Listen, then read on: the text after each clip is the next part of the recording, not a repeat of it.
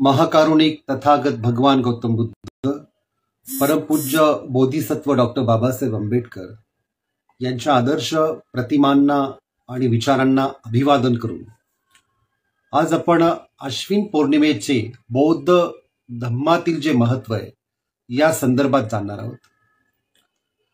अश्विन पौर्णिमा म्हणजेच वर्षावासाच्या काळातील सर्वात शेवटची पौर्णिमा म्हणून तिला साजरी करण्यात येते. या पौर्णिमेला प्रवरणा दिवस म्हणून देखील संबोधण्यात येते. या पौर्णिमेच्या दिवशी बौद्ध भिक्षू आपल्या या 3 किंवा 4 महिन्याच्या कालावधीमध्ये एकाच ठिकाणी निवास करून त्या ठिकाणी धम्म प्रचार आणि प्रसार करत असतात.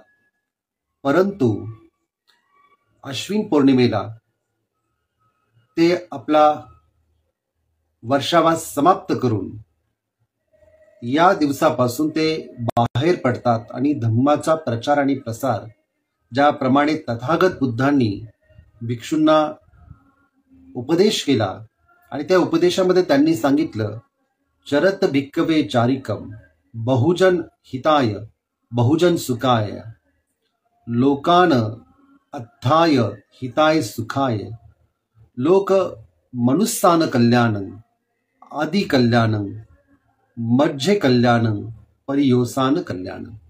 म्हणजे भिक्षूंना सतत चालत राहा आणि लोकांना धम्म उपदेश देत चला. त्यांना धम्म प्रचार करत असताना बहुजनांच्या हितासाठी बहुजनांच्या सुखासाठी लोकांवरती करुणा अनुकंपा करा आणि आपला धम्माचा उपदेश हा त्यांना देत राहा. या प्रकारे जर बौद्ध भिक्षूंनी लोकांमध्ये सातत्याने फिरून जर धम्मोपदेश केला तर धम्माचा प्रचार आणि प्रसार हा सगळीकडे होऊ शकतो. आणि ज्याला बाबासाहेब आंबेडकरांनी बौद्ध धम्म हा मूलतः आणि तत्वता सामाजिक आहे अशा सामाजिक बुद्ध धम्माची मांडणी केली. अशा मांडणीचा प्रचार आणि प्रसार हा बौद्ध भिक्षूंनी केला पाहिजे. यासाठी आजच्या या आधुनिक काळामध्ये बौद्ध धम्माचं महत्त्व लक्षात घेऊन त्या अनुषंगाने जर आपण धम्माचा प्रचार आणि प्रसार केला तर निश्चितपणे सर्व जनतेचं लोकांचं कल्याण साध्य झाल्याशिवाय धम्म या फलास प्राप्त होणार नाही. आणि म्हणून एका बौद्ध भिक्षूची कथा मला आठवते. एक पूर्ण नावाचा भिक्षू होता जो पूर्ण सुनाप्रांत नावाच्या प्रदेशामध्ये जाण्यासाठी इच्छुक होता.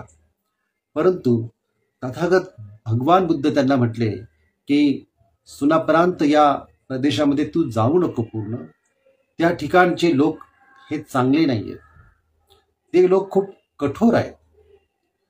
पूर्ण म्हटला की काही हरकत नाही, तरीही मी जाण्यात इच्छुक आहे.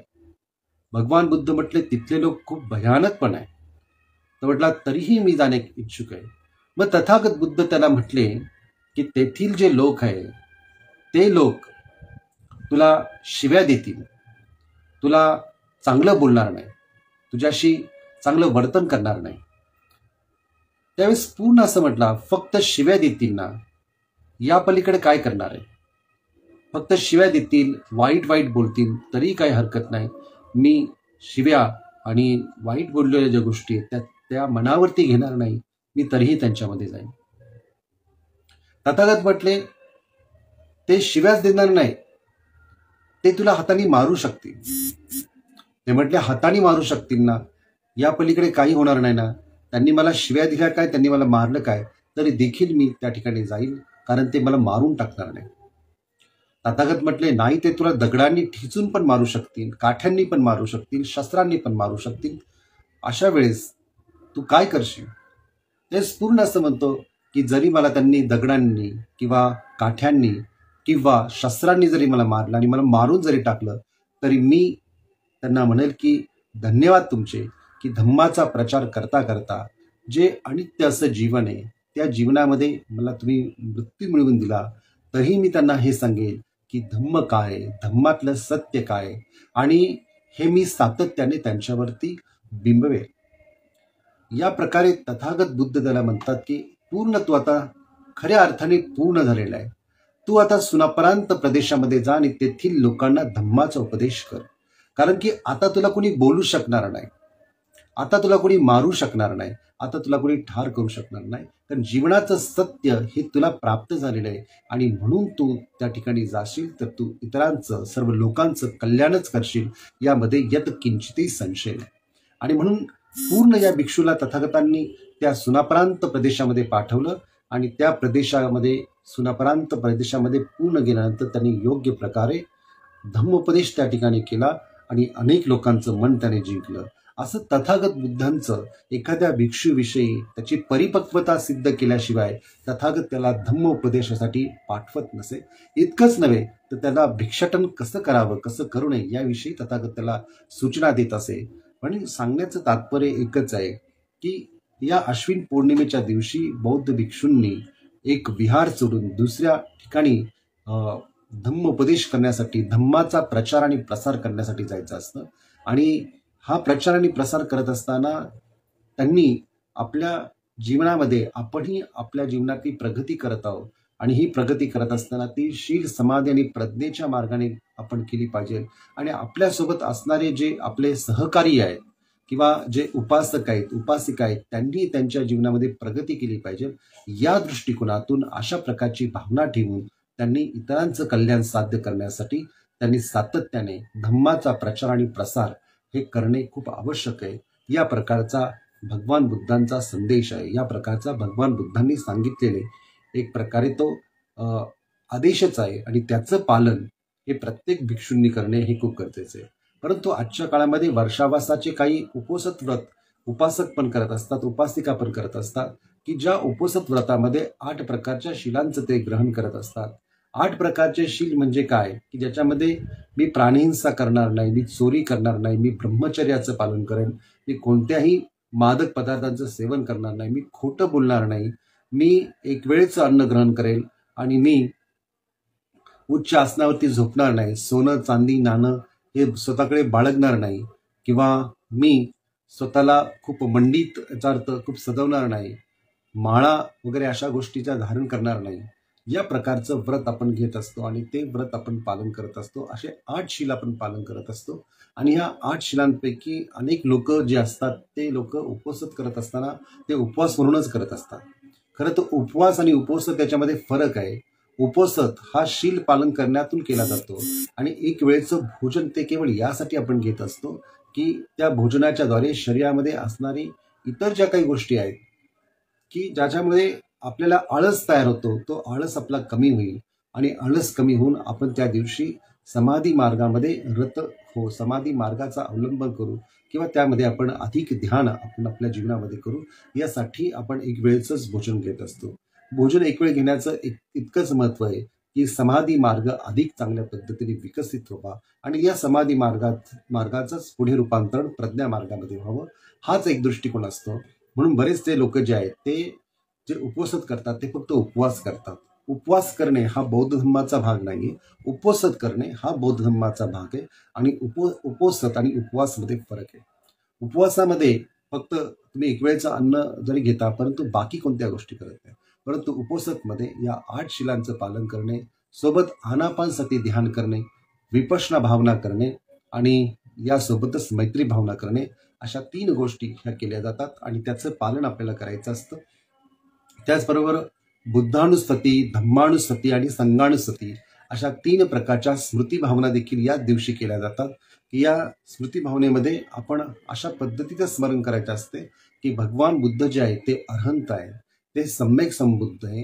ते जसं गाथेमध्ये आपण म्हणतो इतिपिसो भगवा, ते भगवान आहे, अरहंत आहे, सम्मा संबुद्ध, सम्यक संबुद्ध आहे, विद्या चरण संपन्न, विद्या आणि आचरणाने युक्त आहे, सुगत आहे, लोकविदू, लोक जाणणारे, याचा अर्थ या निसर्गामध्ये असणारे एक्झिस्टंट प्लेन ज्याला म्हणतो, ज्याला आपण जसं मनुष्य लोक, त्या पद्धतीने प्राणी लोक, त्या पद्धतीने असे 31 प्रकारचे लोक जो जाणतो त्याला लोकविदू म्हणतात. लोकविदू अनुत्तरो श्रेष्ठ, पुरीसधम्म सारथी, भटकलेल्या लोकांना योग्य सारथी बनणारे असे तथागत आहे. सत्ता देव मनुसानं बुद्ध भगवाती, अशा पद्धतीने भगवान बुद्ध या सर्व मनुष्या समान असणाऱ्या या मनुष्य देव म्हणजे एक प्रकारे एक्झिस्टंट प्लॅनमध्ये अशी एक संकल्पना आहे की मनुष्याच्या वरती देखील एक प्रकारची मनोअवस्था, चांगल्या प्रकारची उचित मनोअवस्था असणारी अवस्था असते, त्याला देव अशा शब्दात संबोधलं जातं. जसं पूर्वीच्या काळामध्ये महाराजांना देव आणि महाराणीला देवी म्हणण्याची पद्धती होते, अशाच प्रकारची पद्धती या एक्झिस्टंट प्लेनमध्ये देव किंवा देवी म्हणण्यासाठी आहे. त्याचा संबंध ईश्वराशी नाही आहे, त्याचा संबंध हा चित्त अवस्थेशी आहे. आणि म्हणून अशा पद्धतीने देव आणि मनुष्याचे खऱ्या अर्थाने भगवान बुद्ध गुरु आहेत, शास्त्र आहेत. तर अशा प्रकारचं एक स्मरण आपण करायचं असतं, ज्याला बुद्धानुस्मृती म्हणतात. धम्मानुस्मृती स्वाकातो भगवता धम्म म्हणजे भगवान बुद्धाने स्वतः अनुभव करून सुवाख्यात स्वतःच्या वाणीतून सांगितलेला धम्म आहे. स्वाकातो भगवता धम्म संदिग्धिको अकालिको, जो कोणी व्यक्ती त्यांचं पालन करतो त्याला तत्काळ त्याचं फळ प्राप्त होतो. ओपनयिको की स्वाकातो भगवता धम्मो संदिग्धिको अकालिको एही पस्सिको ओपनायिको पच्चतं वेदितब्बो विनुहिती, की हा जो धम्म आहे तो जो कोणी आचरण केलं त्याला तात्काळ त्याचं फळ प्राप्त होऊ शकतं. आणि या आणि पहा, तुम्ही स्वतः याची अनुभूती घ्या. अशा पद्धतीने हा धम्माचा संदेश जो आहे तो या धम्मानुस्मृतीमध्ये सांगितलेला असतो. त्याप्रमाणे संगानुस्मृतीमध्ये असं सांगितलेलं असतं, सुपटिपन्नो भगवतो सावक संघ, की भगवान बुद्धांचा संघ जो आहे तो योग्य मार्गावरती चालणार. सुपटिपन्नो भगवतो सावक संघ, न्यायपटिपन्नो भगवतो सावक संघ, न्याय मार्गावरती चालणार आहे. सामचटिपन्नो भगवतो सावक संघ, योग्य प्रकारे सामचार्याने चालणारा हा संघ आहे. सुपटिपन्नो भगवतो सावक संघ, उजिपटिपन्नो भगवतो सावक संघ, न्यायपटिपन्नो भगवतो सावक संघ, सामचटिपन्नो भगवतो सावक संघ, यदिदं चत्तारी पुरिसयुगानी अठ्ठपुरिस पुग्गला एस भगवतो सावक संघो, आहुन्नय्यो पाहुन्नय्यो दक्खिन्नय्यो अंजली करणियो अणुत्तरं पुण्यकेतं लोकस साथी. म्हणजे भगवान बुद्धांचा हा जो भिक्षू संघ आहे हा ऋतुमार्गावरती योग्य मार्गावरती आरोहून आपलं आचरण करणार आहे. तर अशा संघाला आपण आपल्या घरी बोलू शकतो, त्यांना दान दक्षिणा देऊ शकतो, त्यांच्याकडून धम्माचा उपदेश ग्रहण करू शकतो. आणि या प्रकारे आपण या भिक्खू संघाचा आपल्या जीवनामध्ये योग्य प्रकारे आपल्याला त्यांच्याकडून धम्म ग्रहण करून आपली जीवनाचे साफल्यता आपण प्राप्त करू शकतो. अशा गुणांनी युक्त संघाचं आपण निमंत्रण त्यांना देत असतो. आणि म्हणून ही संगानुस्मृती याची भावना केली पाहिजे. अशा पद्धतीने या 3 स्मृतींची भावना ही या उपोषताच्या दिवशी करायची असते, पौर्णिमेच्या दिवशी करायची असते. पौर्णिमा जी की एक संपूर्ण या विश्वामध्ये पौर्णिमेला जे महत्त्व प्राप्त झालेलं आहे त्याचं कारण मनुष्य हा केंद्रबिंदू आहे. आणि चंद्राची पूर्ण कला जी आहे त्या मनुष्याच्या नाम आणि रूपाशी, शरीर आणि मनाशी ही कशी जुळलेली असते.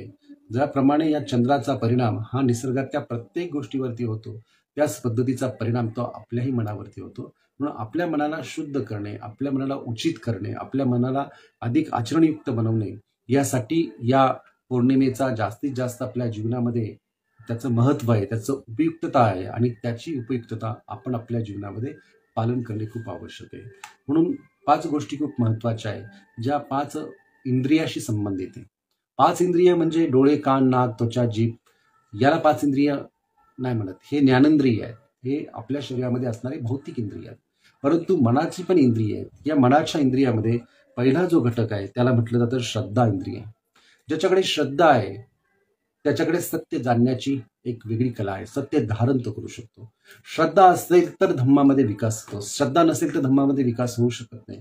श्रद्धा याचा अर्थ पाली भाषेमध्ये त्याला श्रद्धा असं म्हणतात. श्रद्धा स म्हणजे सत्य, धा म्हणजे धारण करणे. जो सत्य धारण करतो तो श्रद्धावंत असतो. कारण ज्याला एकदा सत्याची गोडी लागली, अनुभूती यायला लागली, त्यावेळेस त्याचा जो मार्ग आहे तो अधिक बलवान करतो. तो बलवान होण्याची जी प्रक्रिया आहे ती श्रद्धेतून होत असते. म्हणून श्रद्धा हे अत्यंत महत्वाचे इंद्रिय आहेत. श्रद्धेमुळे आपण आपल्या जीवनामध्ये धम्म मार्गाचा, आर्य अष्टांगिक मार्गाचा आपल्या जीवनामध्ये विकास करू शकतो. पण तो श्रद्धा जर नसेल तर आपल्या जीवनामध्ये विकास होऊ शकत नाही. आपण त्याच्यावरती खूप चांगलं बोलू शकतो, आपण त्याच्यावरती चर्चा करू शकतो, आपण इतरांना धम्म चांगला वाईट सगळ्या पद्धतीने सांगू शकतो. परंतु आपली स्वतःची जी श्रद्धा नसेल तर मात्र आपण त्याच्यामध्ये कोणत्याही पद्धतीने आपल्या जीवनामध्ये त्याला आत्मसात करू शकत नाही. म्हणून आज कितीतरी लोक आहे की ज्यांची श्रद्धाच नाही धम्मावरती, आणि ते लोक बुद्ध धम्म सांगत असतात. ते लोक बुद्ध धर्माच्या संदर्भामध्ये कोणतीही गोष्ट कशाही पद्धतीने बोलत असतात आणि सतत ते इतरांना उपदेश देत असतात. म्हणून अशा पद्धतीने की ज्यांची श्रद्धाच नाही अशा प्रकारची लोक देखील खूप जास्त आहे. परंतु श्रद्धा इंद्रिय हे प्रत्येक माणसामध्ये असणे खूप आवश्यक आहे. कारण की श्रद्धा जर नसेल तर माणसाचं जीवन जे आहे हे बुद्धांनी सांगितलेल्या स्वतःपन्न अवस्थेपर्यंत किंवा अनंत अवस्थेपर्यंत जाऊ शकत नाही. परंतु श्रद्धा असेल तर श्रद्धेच्या आधारे ते विकास करू शकतो.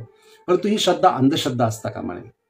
ही श्रद्धा म्हणजे डोळस श्रद्धा असावी, ही श्रद्धा विज्ञानाने युक्त असावी, ही श्रद्धा प्रज्ञायुक्त असावी. ही श्रद्धा जसं इतर धर्मामध्ये अंधश्रद्धा म्हणून ज्या गोष्टी केल्या जातात तशा पद्धतीची नसावी. तर ही श्रद्धा जी आहे ही माणसाला सर्व प्रकारच्या दुःखातून मुक्त करण्यासाठी विज्ञानवादी अशा स्वरूपाची असावी. म्हणून या श्रद्धेला जास्त महत्व बुद्धांनी दिलेले आहे. म्हणजे एखादा व्यक्ती ज्याला आपल्या जीवनामध्ये धम्म मार्ग विकसित करायचा आहे त्या व्यक्तीमध्ये श्रद्धा असणे आवश्यक आहे. विपश्यना साधना करायची त्यात श्रद्धा असणे आवश्यक आहे. कुणाला सामाजिक काम करायचंय तर त्याच्या प्रती श्रद्धा असणे आवश्यक आहे, अन्यथा ते होणार नाही. आणि म्हणून या पद्धतीने श्रद्धा इंद्रिय महत्वाचं आहे. दुसरं इंद्रिय जे महत्वाचं आहे त्याला वीर्य इंद्रिय म्हणतात. वीर्य याचा अर्थ प्रयत्न. भगवान बुद्ध पाली भाषेमध्ये त्याला वीर्य असं म्हणतात. वीर्य याचा अर्थ ऊर्जा, प्रयत्न. जो व्यक्ती सातत्याने प्रयत्नशील असतो, चांगल्या प्रकारचा धम्म आपल्यामध्ये निर्माण करणे, तो निर्माण झालेला धम्म टिकवणे, वाईट प्रकारचा धम्म आपल्यामध्ये निर्माण होऊ न देणे आणि वाईट धम्म जर निर्माण झालेला असेल तर त्याला आपल्यातून काढून टाकणे, अशा 4 गोष्टीवरती वीर्य इंद्रिय अवलंबून असतं. वीर्य म्हणजे सातत्य ठेवणे, प्रयत्नशील असणे आणि प्रयत्नातून तुम्ही जी शक्ती जी आहे, जी बल होण्याची जी शक्ती आहे ती प्राप्त करणे. आणि म्हणून वीर्य इंद्रिय हे अत्यंत महत्वाचं इंद्रिय या संदर्भामध्ये सांगितलं तिथं. कारण की जरी तुम्ही धम्म मार्ग स्वीकारला असला, जसं अनेक लोकांनी बौद्ध धम्माचा स्वीकार केलेला आहे. बाबासाहेबांनी 1956 साली बौद्ध धम्म हा 5 लाख अनुयायांना दिला. अनेक लोकांनी त्या काळात स्वीकार केला. काही लोकांनी त्याचं आचरण केलं. परंतु आजच्या काळामध्ये कुणी धम्माची दीक्षा न घेतल्यामुळे, केवळ वाचून आपण आपली मतं बनवल्यामुळे आपल्याला त्याचं गांभीर्य जे आहे ते गांभीर्य माहीत नाही. म्हणून या ठिकाणी वीर्य इंद्रिय जे आहे हे सातत्याने प्रयत्नशीलावरती अवलंबून आहे. आणि म्हणून श्रद्धा असेल तरच प्रयत्न होतात, श्रद्धा नसेल तर प्रयत्न होतच नाही. म्हणून हे वीर्य इंद्रिय देखील तितकंच महत्वाचं आहे. तिसरं इंद्रिय महत्वाचं ज्याला स्मृती म्हणतात. स्मृती याचा अर्थ जागरूकता. जागरूकता स्वतःच्या शरीराच्या संदर्भात, जागरूकता स्वतःच्या मनाच्या उठणाऱ्या प्रत्येक विचाराच्या, प्रत्येक कार्याच्या संदर्भामध्ये जितकी आपल्या मनामध्ये स्मृतीची भावना असेल, जागृतीची भावना असेल किंवा ज्याला सेल्फ रिमेंबरन्स म्हणतात त्याची भावना असेल, तर ती भावना तुम्हाला तुमच्या जीवनामध्ये कोणत्या प्रकारचं पाप होणार नाही तुमच्यातून या पद्धतीची जागरूकता तुमच्यामध्ये निर्माण करते. एक अप्रमाद निर्माण करते ज्याच्यात कोणताही आळस निर्माण होत नाही आणि एक प्रकारची कायेची, आपल्या शरीरावरती होणाऱ्या संवेदनेची, आपल्या मनामध्ये उठणाऱ्या प्रत्येक विचारांची किंवा स्वप्नांची किंवा आपल्या कल्पनेची जागृती ज्याच्यामध्ये सिद्ध होते ती म्हणजेच स्मृती इंद्रिय. हे स्मृती इंद्रिय खूप महत्वाचं आहे. भगवान बुद्धांनी खूप मार्ग सांगितले, त्या सगळ्या मार्गामध्ये स्मृती इंद्रियाला जास्त महत्व आहे.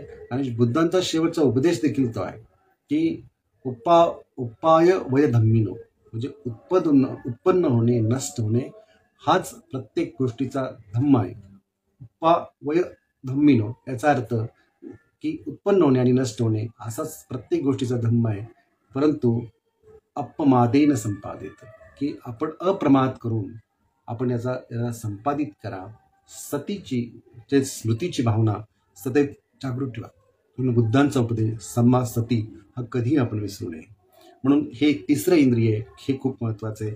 पहिलं श्रद्धा, श्रद्धेमुळे प्रयत्न, प्रयत्नामुळे स्मृती, जागृती ही तयार होते.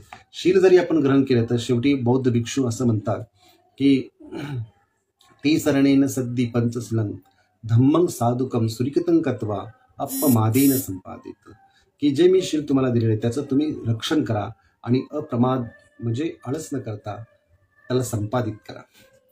म्हणून या स्मृतीच्या इंद्रियामध्ये अप्रमाद न करता त्याची जागृती करणे खूप आवश्यक आहे. चौथं इंद्रिय समाधी. समाधी म्हणजे ज्यावेळेस आपली स्मृतीची भावना खूप विकसित होईल त्यावेळेस समाधी भावना देखील परिपुष्ट होत जाते. समाधी म्हणजे एकाग्रता नाही, समाधी म्हणजे कॉन्सन्ट्रेशन नाही. आज जगामध्ये अनेक लोक जी आहेत ती संपूर्ण लोक बुद्ध धर्मामध्ये एका गोष्टीवरती खूप ठाम आहे, ते म्हणजे समाधी मार्ग.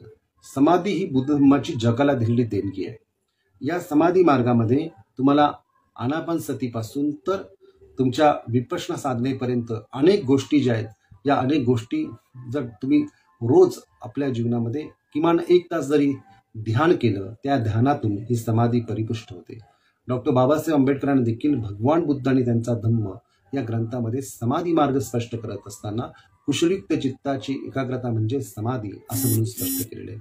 आणि बौद्ध भिक्षूंच्या संदर्भामध्ये बाबासाहेब त्या ठिकाणी लिहितात की जो भिक्षू ध्यान करतो त्यालाच प्रज्ञा प्राप्त होते, जो व्यक्ती ध्यान करतच नाही त्याला प्रज्ञाप्राप्ती होतच नाही.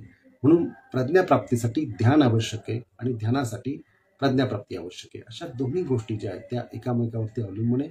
आणि म्हणून हा समाधी मार्ग, धी म्हणजे एकाग्रता, धी म्हणजे कुशलयुक्त चित्ताची एकाग्रता आणि समाध म्हणजे चित्ताचं समाहितपण, म्हणजे हे सर्व विकारातून मुक्त होणे, म्हणजे या मनातील सर्व विकारांचा निग्रह करणे, त्याला समूळ काढून टाकणे आणि एकाग्र शून्य अवस्थेमध्ये पोहोचणे, त्याला समाधी असं म्हटलेलं आहे. म्हणून हे समाधी इंद्रिय देखील खूप महत्वाचं आहे. आणि यानंतर 5वं इंद्रिय ज्याला प्रज्ञा इंद्रिय असं म्हटलं जातं. प्रज्ञा इंद्रियाचा अर्थ प्रत्यक्ष ज्ञान. समाधी मार्गातून आपल्याला जर कोणतं ज्ञान होत असेल तर सर्व काही दुःख आहे. दुःख हे फक्त शारीरिक दुःख नाही, दुःख हे सामाजिक दुःख पण आहे.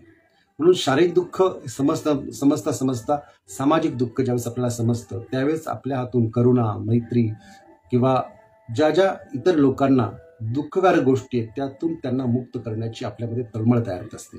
परंतु त्याच्या अगोदर ती स्वतःवरती निर्माण होणे खूप आवश्यक आहे. म्हणून पहिलं स्वतःतलं दुःख नष्ट करणे, स्वतःला योग्य मार्गावरती आरूढ करणे आणि दुसऱ्यास मग तसं करायला सांगणे, ही भगवान बुद्धांच्या मार्गाची शिकवण आहे. हा बौद्ध जीवन मार्ग आहे असं डॉक्टर बाबासाहेब आंबेडकर म्हणतात. आणि म्हणून प्रत्यक्ष ज्ञान घेत असताना आपण प्रत्यक्ष अनुभूतीला सुरुवात करणे. आपल्या शरीरामध्ये दुःख आहे याची जाणीव आपल्याला होते. हे दुःख नष्ट करता येतं याची जाणीव आपल्याला होते. या दुःखातून नष्ट होण्याचा मार्ग आहे हे आपल्या लक्षात येणे आणि या दुःखातून आपण तरू शकतो या पद्धतीने आर्य सत्य जे आहे त्या 4 आर्य सत्यांना जाणणे म्हणजेच खऱ्या अर्थाने या प्रज्ञा अवस्थेला प्राप्त करणे. दुसरी गोष्ट जी आहे की अनित्य, सर्व काही अनित्य आहे याची प्रत्यक्ष अनुभूती घेणे. म्हणजे शरीर पण अनित्य आहे, मन पण अनित्य आहे, सोबतच तुमच्या अवतीभोवती असणारे प्रत्येक घटक जे आहेत ते अनित्य आहे. तुमच्या अवतीभोवती असणारी झाडं असतील, पशुपक्षी असतील, प्राणी असतील, सर्व जे काही ते अनित्य आहे. एक ना दिवस सर्व संपणार आहे. सर्व सजीव गोष्टी आणि सर्व निर्जीव गोष्टी या सर्व अनित्य आहे. हे जो प्रज्ञेने पाहतो त्याला कोणत्याही प्रकारचं दुःख होत नाही. म्हणून भगवान बुद्ध आणि त्यांचा धम्म या ग्रंथात बाबासाहेब म्हणतात की अनेक तत्वांनी बनलेल्या वस्तू अनित्य असतात. ज्या अनेक तत्वांनी बनतात त्या अनित्य असतात आणि ज्या अनित्य असतात त्यातून नवीन काही ना काही घडण्याची प्रक्रिया ही नेहमी चाललेली असते. इथे प्रत्येक गोष्ट प्रक्रिया घडण्याच्या स्थितीमध्ये. म्हणून आर्किमिडीज सारखे शास्त्रज्ञ देखील असं म्हणतात निसर्गामध्ये असं परमनंट तत्व, भौतिक तत्व असं काही नाही. सगळं काही ते बदलत आहे, सगळं जे काय ते चेंजेबल आहे. आणि हा चेंजेबल असण्याचा लॉ जो आहे तो बुद्धांनी 2500 वर्षापूर्वी स्वतः एनलायटन प्रोसेसमध्ये त्यांनी तो पाहिला आणि त्यांना त्या पद्धतीने सांगितला. आणि म्हणून दुःख आहे, दुःखातून मुक्त होता येतं. सोबतच हे सर्व जे काय अनित्य आहे, जे अनित्य ते माझं नाही, जे अनित्य ते कशामुळे तरी निर्माण होते, ते कार्यकारण भावनेमुळे तयार होते आणि म्हणून ते अनात्म नाही. त्याच्यावरती माझा कोणता अधिकार नाही. त्याच्यामध्ये अनात्म असं म्हणत असताना जे आत्मतत्व जे आहे, जे आत्मतत्व असं कोणतं नसतं. जे काही असतं ते कॉज आणि इफेक्ट, कार्यकारण भावाने तयार झालेलं असतं आणि म्हणून त्याच्यावरती आपण आपला मालकत्व सांगू शकत नाही. आपण त्याचे मालक आहो असं म्हणू शकत नाही किंवा मी कोणीतरी आहो, आपला अहं काहीतरी आहे किंवा सर्व काही माझं आहे अशी म्हणण्याची जी काही एक धारणा आपल्यामध्ये झालेली असते ते तशी न राहता आपण सर्व त्यातून मुक्त होण्याच्या प्रक्रियेमध्ये सर्व धम्म अनात्म आहे हे जाणतो. हे प्रज्ञेचं लक्षण आहे. ज्याला हे लक्षात येतं त्याला प्रज्ञा प्राप्त झाली असं म्हटलं जातं. आणि म्हणून प्रज्ञा ही 5वं इंद्रिय आहे की या इंद्रियाच्या आधारे आपल्यामध्ये प्रज्ञा बल प्राप्त होतं आणि आपण सर्व प्रकारच्या दुःखातून मुक्त होतो आणि खऱ्या अर्थाने आपण प्रबुद्ध बनतो. जे डॉक्टर बाबासाहेब आंबेडकरांनी प्रबुद्ध होण्याचं जे स्वप्न पाहिलेलं आहे ते स्वप्न साकार करण्यासाठी आपल्यामध्ये श्रद्धा, वीर्य, स्मृती, समाधी, प्रज्ञा या इंद्रियांच्या आधारे आपला विकास करण्याची प्रक्रिया होणे खूप आवश्यक आहे. आपण फक्त इतरांना संदेश देण्यासाठी नाही, इतरांना सांगण्यासाठी नाही, इतरांनाच बोलण्यासाठी नाही, तर आपल्यामध्ये आत्मजागृती करण्यासाठी, आपल्या जीवनात देखील आपला समग्र विकास करण्यासाठी कारण इथे प्रत्येकाला दुसऱ्याला बदलायचंय, स्वतःला कोणाला बदलायचं नाही. म्हणून स्वतःला बदलवण्यासाठी आपण या गोष्टीची भावना करणे आवश्यक आहे, या इंद्रियांचा विकास करणे आवश्यक आहे. तेव्हाच आपण खऱ्या अर्थाने धम्म जो आहे तो धम्म आपल्या जीवनामध्ये रुजवू शकू. धम्म प्रचारापेक्षा धम्म रुजणे खूप आवश्यक आहे. ज्यांच्या जीवनात धम्म रुजतो त्यांच्या जीवनामधून सर्व प्रकारची ईर्ष्या, सर्व प्रकारचे एकमेकांच्या विषयीचे हेवेदावे, सर्व प्रकारच्या एकमेकांच्या विषयी असणाऱ्या मिथ्या दृष्टी त्या नष्ट होतात आणि त्या व्यक्तीला प्रबुद्ध अवस्थाशी प्राप्त होते. आणि या प्रबुद्ध भारताचं स्वप्न हे डॉक्टर बाबासाहेब आंबेडकरांनी पाहिलं होतं. ते स्वप्न साकार करण्यासाठी समाज म्हणून, समाजातला घटक म्हणून आपलं जे योगदान आहे किंवा आपली जी जबाबदारी आहे ती आपण पार पाडली पाहिजे. आणि आपण पार पाडत असताना इतरांनी देखील त्याच्यामध्ये सहकार्य केलं पाहिजे. म्हणजे एक प्रकारची सिनक्रॉनिसिटी ही तयार झाली पाहिजे. अशा पद्धतीची वातावरण निर्मिती समाजामध्ये करणे म्हणजे खऱ्या अर्थाने आपण धम्म आपल्यामध्ये रुजवणे, वाढवणे, वृद्धिंगित करणे आणि भगवान बुद्धांचं हे द्वितीय शासन परिपुष्ट करणे. इतकंच आजच्या या अश्विन पौर्णिमेच्या निमित्ताने बोलतो आणि आपल्या सर्वांना अश्विन पौर्णिमेच्या हार्दिक शुभेच्छा देतो, मंगल कामना व्यक्त करतो. भवतु सब्ब मंगलम, रक्षन्तु सब्ब देवता, सब्ब बुद्धानुधम्मानुसंगानुभावेन.